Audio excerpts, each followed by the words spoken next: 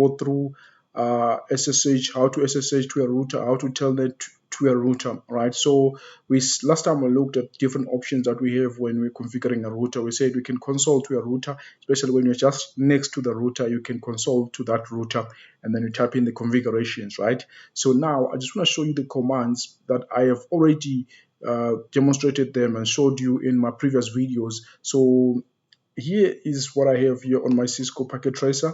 You can see I have a router here, right? And then let me just quickly add a device there, an end device, or just one PC there. Let me just quickly add a PC and then a console cable. So you just plug in a console cable RR232 and then console cable there.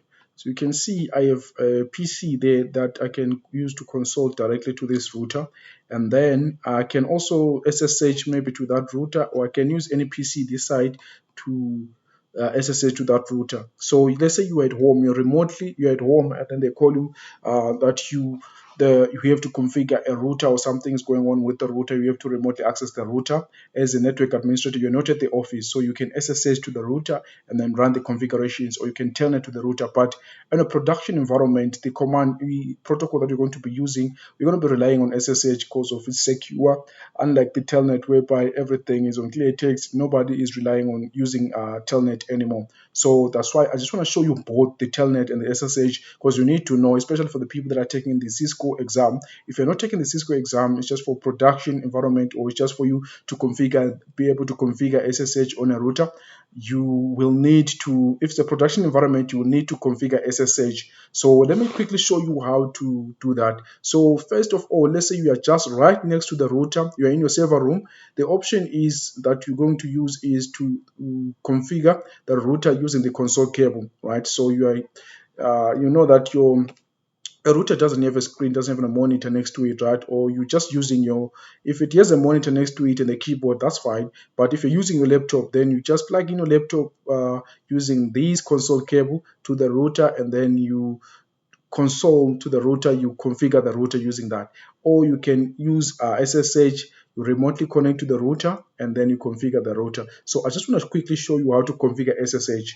So I have the commands already here on my side. Let me quickly do this. So as you can see, okay, let me maximize so you can see clearly. So I have already typed out these commands on the side. Most of the guys like that are network engineers, what they do is these days we automate the task, right? You already have this automated so that it can run. So on my side, I also have this on a notepad whereby I can just copy and paste it there. So enable, as you all know that, because I've demonstrated this on my first videos, how to navigate on a Cisco router. So right now, I believe that you've gone through that class and then you understand how to navigate on a router. So I won't be touching base on these easy commands, right? So the enable, we said when you are on the user view mode, you type in enable and then takes you to the privilege mode. And then now in privilege mode, you want to type in config T. Config T takes you to global mode. And then once you're on global mode, you can make all of these changes. We have seen this on my previous video. If you haven't, please visit my old video and then you will see where the video is all about Cisco administrative commands. So it will help you out and it will help you in understanding what are these commands used for, right? Because I've covered that part. So here's the important part. We have the username here, and then we have the username command, and then here's my username, which is Melusi. It can be admin, it can be anyone's name from the IT department, and then the privilege, and then you can see privilege is 15, which means you have like the full rights to this router. So when you're logging into this router, you have the full rights. You can make changes to the router. If it's less than, maybe if it's 1 or a 0, that means you only have like the privileges of viewing the running commands or displaying the running commands in this router. But if it's a 15, you have full rights. And then password, I need a password, which is Cisco. And then down here, you can see we have a 0, which is, this means that I don't want to encrypt my password. But if you have configured this command, it means that by default, what it will do, it will encrypt current passwords and then future passwords. So we're encrypting that. Okay, I'm not going to go through the banner motd because I've explained that. And then the IP domain. So we're going to need the IP domain for cisco.com, which is the SSH that will help us in the SSH part.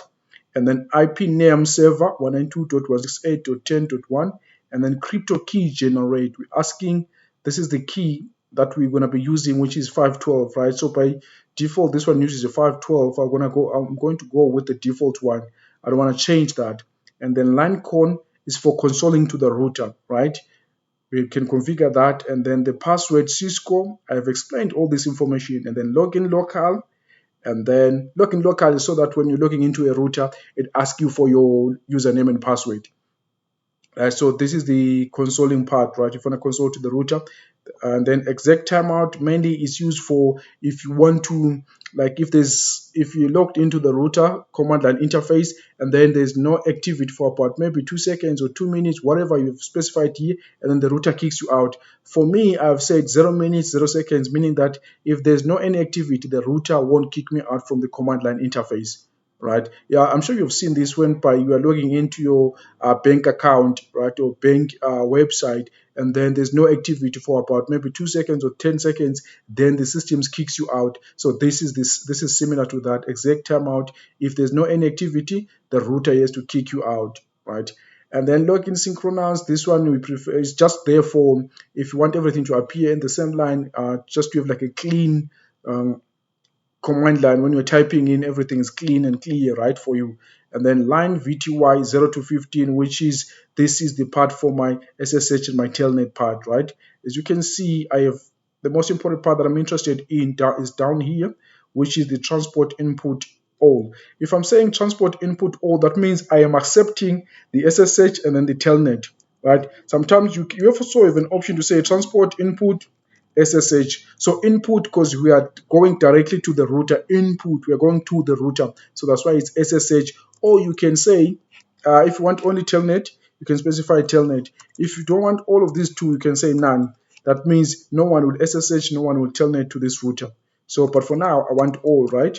Because I want to show you the Telnet and then the how to Telnet and how to SSH to that router. So we can see interface F0/0. So, but here on, I have the interface that I have here on this router is not F, it's a G0/1. Okay, let me change that from G0. So I want to copy these entire commands directly to the router, right? And then there is no S0/1, so I'm going to leave this one out. And then the description, it's just that it describes what the interface, what connects to. So it says description connects to a switch, right? Sometimes we might have like some interface that connects to another LAN or whatever. You can specify that, you can describe what the interface connects to. So for now, I'm going to be using all of these. I hope it makes sense, right? I hope I wasn't moving too fast. But the main important thing is for SSH, I gotta configure these, right? The crypto key generate RSA, the key I'm using like the shorter key, which is the default, which is 512, so that it won't take time trying to encrypt that, and then won't take time trying to decrypt the key. So 512, I think, is good enough for just this demo. You can make like stronger keys and stuff like that. All right, so let me copy this. Let me just copy from here to there. Copy from here to there, right? Say copy,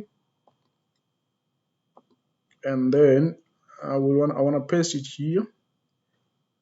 So let me say command line interface says, would you like to enter any initial? No, I don't want to enter anything. Say no. So you can see this is the user view mode, right? So I can paste it right there. Okay, let me just quickly also show you here on this. I'm on this PC, and then I want to console directly to this router.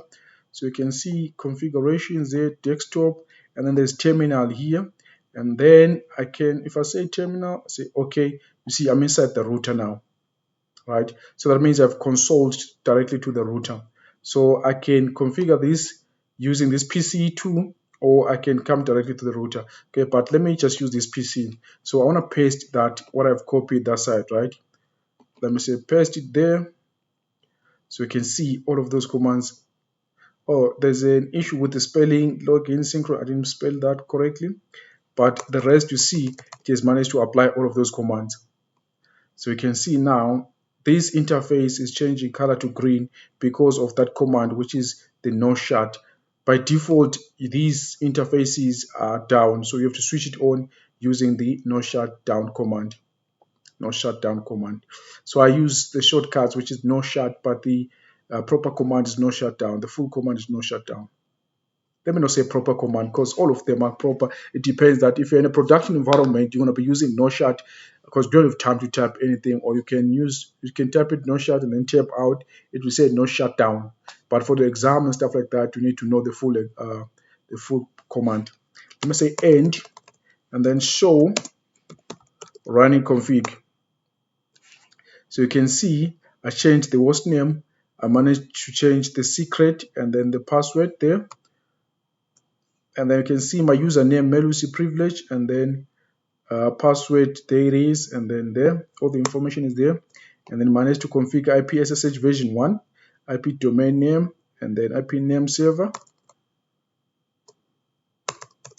So I must be able to SSH now. See the line con 0, EXEC-TIMEOUT 00, and then there's the password, login synchronous, login local, and then line VTY, EXEC-TIMEOUT, password 7, login local, line VTY 5 to 15. Why do I have 5 to 15? Okay, there is the information. Okay, so what can I do also? Let me say copy